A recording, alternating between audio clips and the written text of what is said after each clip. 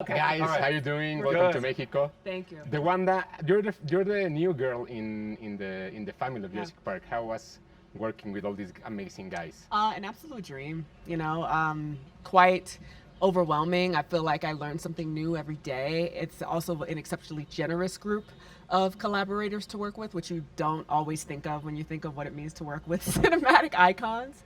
But yeah, I just felt really supported and really covered. She's a natural leader. She saves our life. Yeah, I don't want to give it away, but she saves our life in the movie. And I would rely on her for any task in life. Colin, do you feel that this is the end of Jurassic World? Do you feel like this is like the closure or is your closure of your story?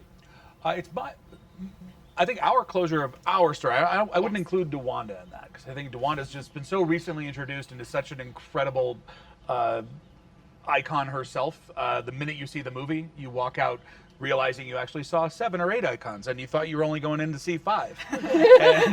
And that was really the mission is how can we, bring these 6 movies to a close and make sure that each character's story feels complete, while also introducing new characters who could take us into the future if the audience is interested.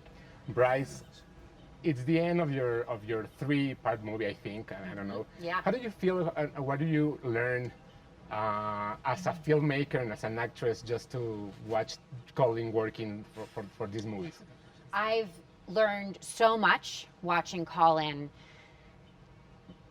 honestly have the vision for this entire franchise and guide all of us through this entire journey with so much steadiness and confidence, and also simultaneously humility and collaboration.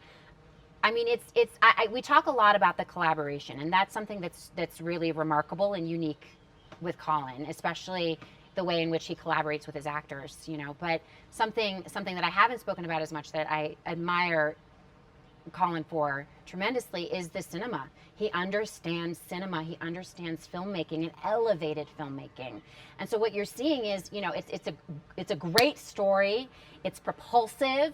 It has incredible characters, but the actual filmmaking, which is gorgeous, is something that I just admire. I really, really, really admire. So, Jeff, do you remember the first time you heard the words Jurassic Park? Yeah, it was 30 years ago, and I think I got a call from my agent or something.